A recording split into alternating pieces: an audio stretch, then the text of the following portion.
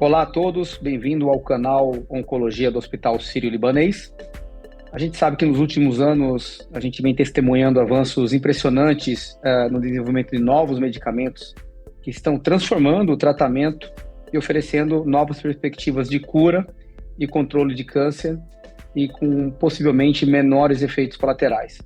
Agora, no final de maio, dia 31 de maio, dia 4 de junho, agora em 2024, nós tivemos o prazer de participar do Congresso da Sociedade Americana de Oncologia Clínica, o maior congresso de oncologia do mundo, onde nós tivemos algumas novidades, possíveis inovações em tratamentos de diversos tipos de tumores.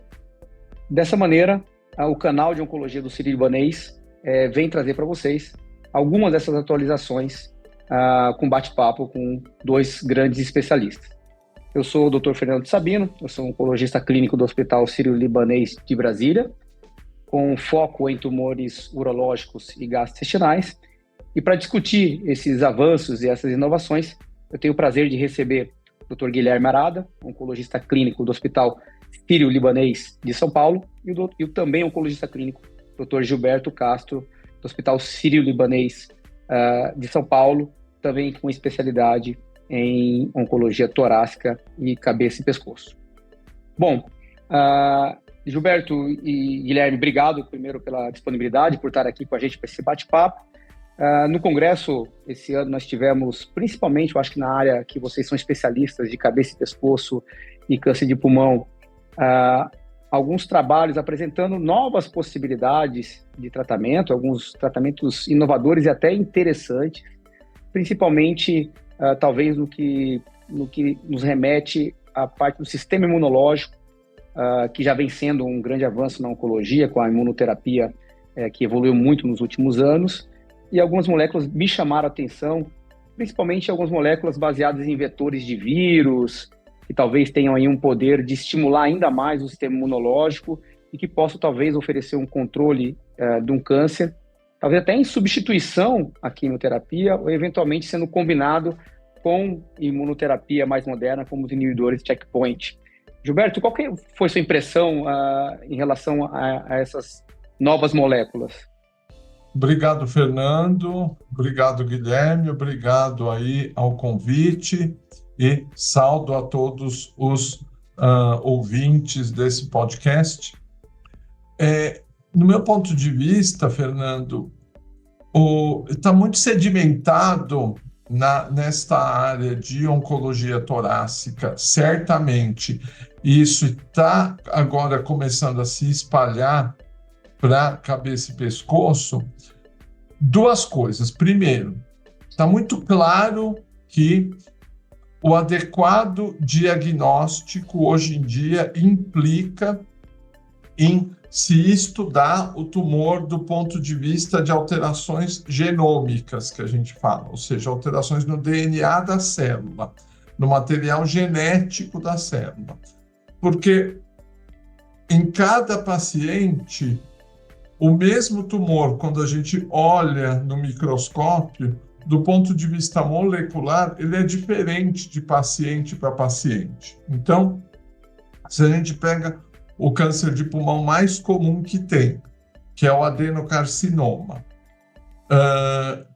que na maioria das vezes, infelizmente, ainda é diagnosticado com metástases, ou seja, a doença já espalhou para outras áreas do organismo, é fundamental a gente enviar o material da biópsia para o laboratório de patologia molecular para a gente caracterizar e entender quais são as alterações que vai ter neste tumor e que varia de pessoa para pessoa, porque estamos observando que para cada alteração molecular, muito provavelmente a gente vai ter um tratamento específico para aquele paciente.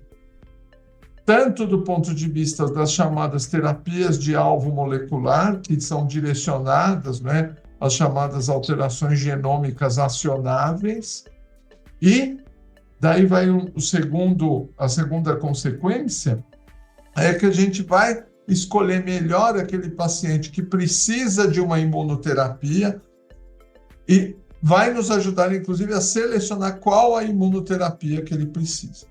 Basicamente, a imunoterapia, para esclarecer o nosso ouvinte, é aquele tratamento que nós vamos administrar, não direcionado para matar a célula do tumor diretamente, como a quimioterapia clássica, mas sim para estimular o sistema imune do paciente a ir lá e destruir essas células.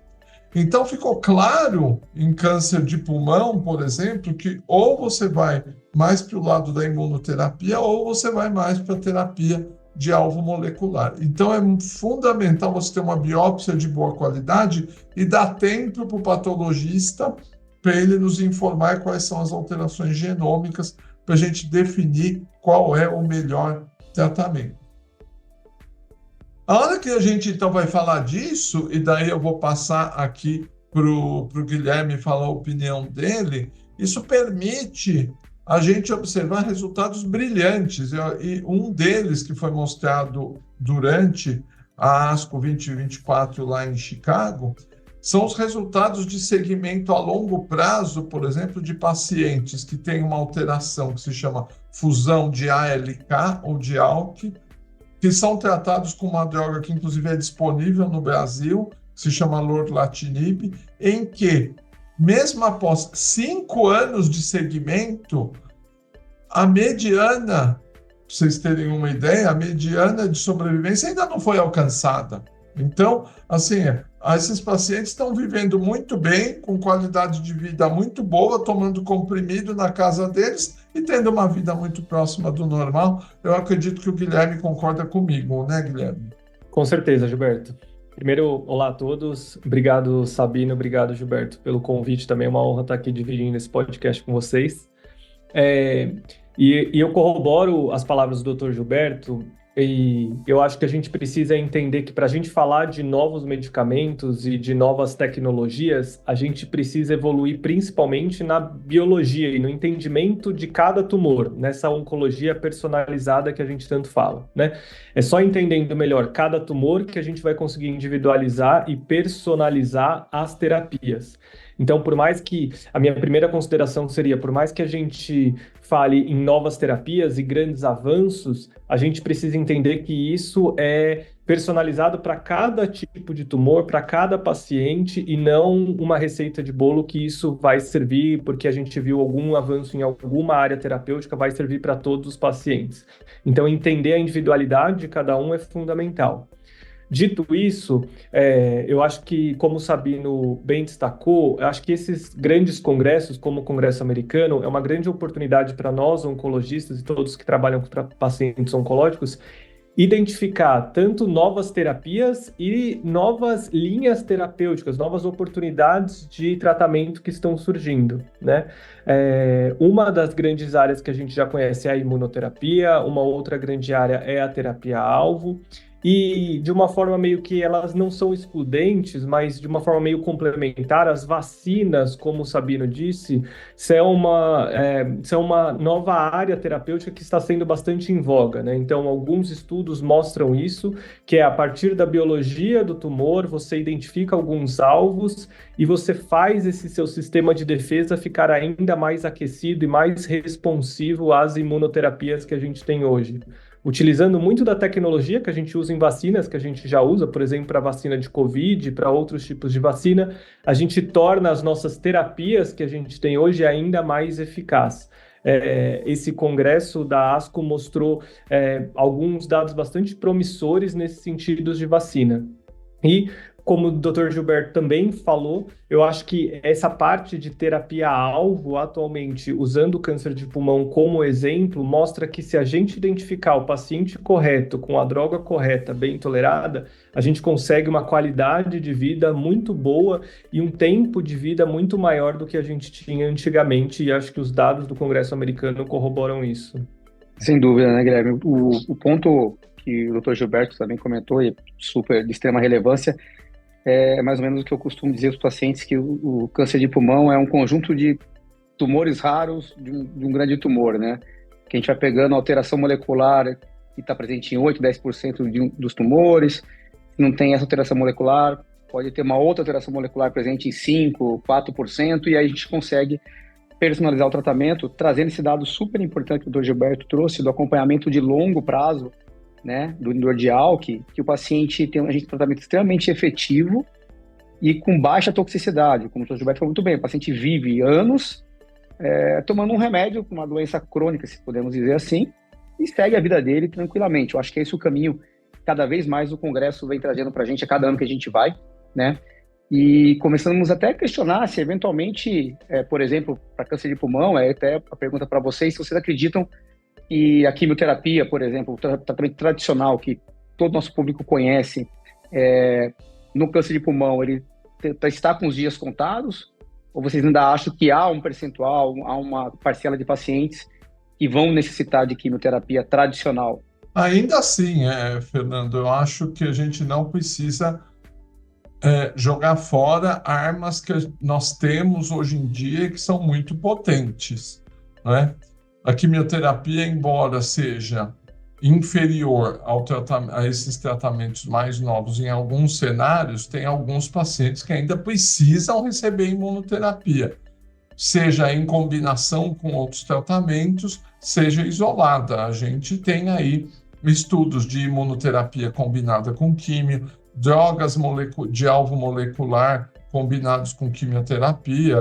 Foram apresentados, por exemplo, resultados aí de inibidores de EGFR, que a gente fala em combinação com químio, com resultados muito interessantes para esses pacientes com mutação do EGFR. Então, a gente não precisa dispor ou jogar fora aquilo que a gente tem hoje por causa das novas drogas. Eu acho que agora o nosso desafio vai ser personalizar, vai ser saber qual o paciente que precisa ser tratado de uma maneira mais adequada em termos de eficácia, a melhor possível e menos toxicidade possível, com cada uma dessas alternativas, tá? E vamos lembrar que, e agora eu queria voltar aí na questão da cabeça e pescoço, um bom exemplo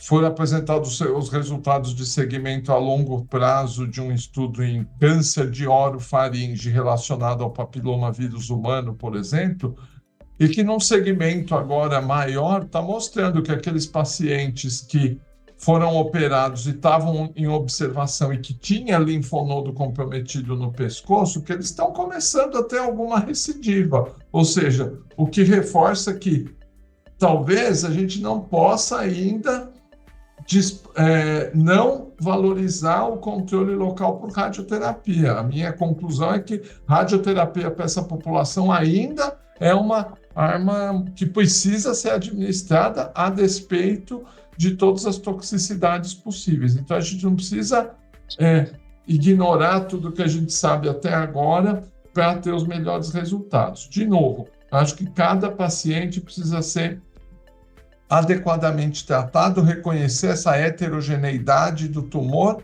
e sempre baseando-se nos dados que a gente tem de segmento desses estudos clínicos. E eu acredito, vou passar a palavra para o Guilherme aqui, que esse seja uma boa janela para a gente comentar aqui a importância dos pacientes entrarem nos estudos clínicos, né, Guilherme? Com certeza. Eu acho que, assim, para corroborar a sua resposta, o fato de desenvolvermos novos medicamentos não exclui os bons tratamentos que a gente tinha anteriormente.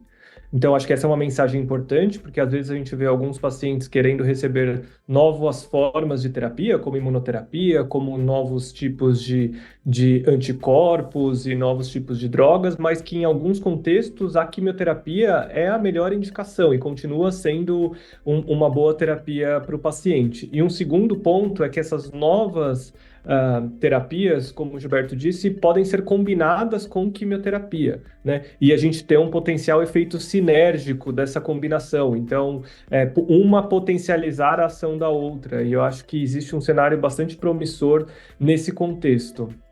E, por fim, como o Gilberto falou também, todos esses desenvolvimentos de novas drogas passam certamente pelo desenvolvimento de pesquisa clínica, né?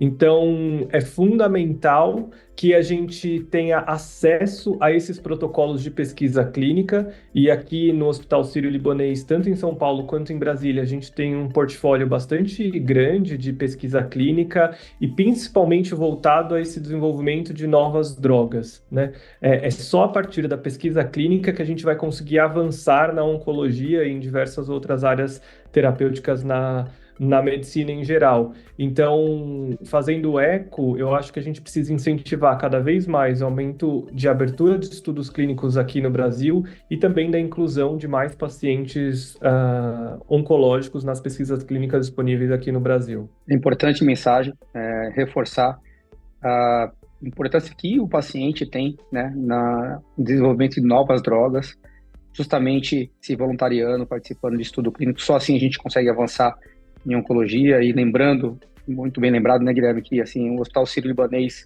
em todas as suas unidades, dispõe de um portfólio bem diverso de pesquisa clínica para diversos tipos de tumores, com opções de tratamentos diferentes.